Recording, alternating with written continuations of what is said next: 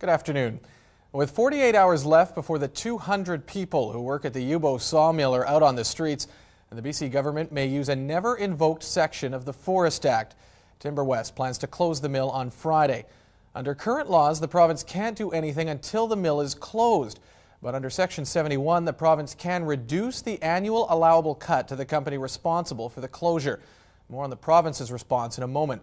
But first, the fight to save the mill is far from over, and mill workers are forming surprising alliances.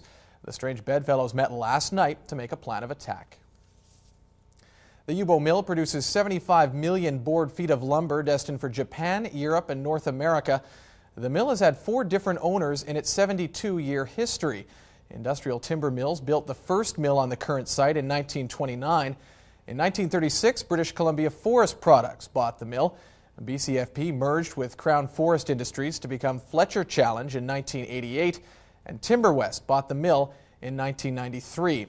2,000 cubic meters a day are cut in the mill, with 50% going to lumber, 30% becomes chips, and 20% goes into sawdust and shavings.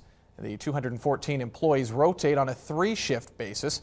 60% of the workforce lives in the Cowichan Lake area, while 40% make their homes in Duncan, Shawnigan Lake, and Mill Bay. Construction begins within a matter of hours on a controversial plan by BC Ferries to expand the Horseshoe Bay terminal in West Vancouver. Critics of the project, and there are many of them, say that when finished, the expanded terminal will change the character of Horseshoe Bay forever. The Liberals are calling a multi-million-dollar ad campaign by the NDP a shameful attempt to buy votes weeks before an expected election call. And the NDP calls it a celebration. Taxpayers are funding nearly $2 million in TV, radio, and newspaper ads. The ads promote the NDP's creation of parks, the health plan, and the ICBC rebate program.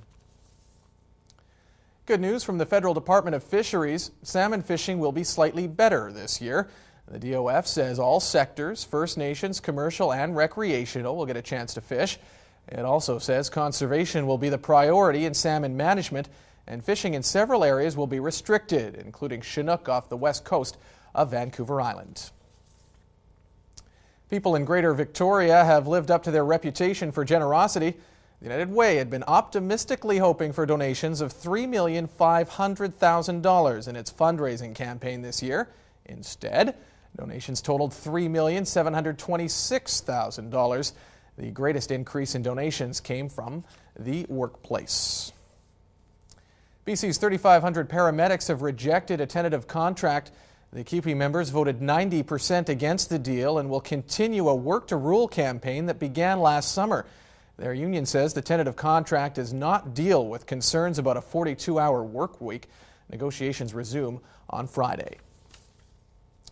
3 people, including 2 children, have died in a house fire near Merritt in the southern interior. It's believed the victims are a 6-year-old boy, a 14-year-old girl, and a man. The small wooden house was destroyed by flames early this morning. The cause has not yet been determined. The federal cabinet is not ruling out a pardon for Robert Latimer. Last week, the Supreme Court of Canada rejected Latimer's appeal of his second-degree murder conviction in the death of his severely disabled daughter, Tracy. The ruling means a life sentence for Latimer with no chance for parole for 10 years. Laser surgery. Are you a candidate? That's the focus tonight on Seeing is Believing. Last night, CHEK TV's Maribeth Burton brought us along as she underwent laser surgery. Tonight, what you can expect pain-wise during and after surgery. And we will look at your options if you want to see without glasses or contacts. The BC College of Physicians and Surgeons suggests you ask your family doctor and or your optometrist to refer you to a laser eye surgeon. You could also ask a friend who's had a pleasant outcome following surgery. If that doesn't work, be direct while interviewing the surgeon. Find out how many laser surgeries he or she has performed. How often must the surgery be repeated or enhanced to obtain best corrected vision? And how many patients are unsatisfied with their results. It appears someone is deliberately poisoning pets in Nanaimo. RCMP are investigating the suspicious deaths of 5 cats and dogs in the Pheasant Road area. All of them were killed by automotive antifreeze. Police believe the pets were poisoned deliberately and in separate incidents. Police in the area are advised to keep a close watch on their pets, and anyone with information is asked to call Nanaimo RCMP. I'm MacMurchy.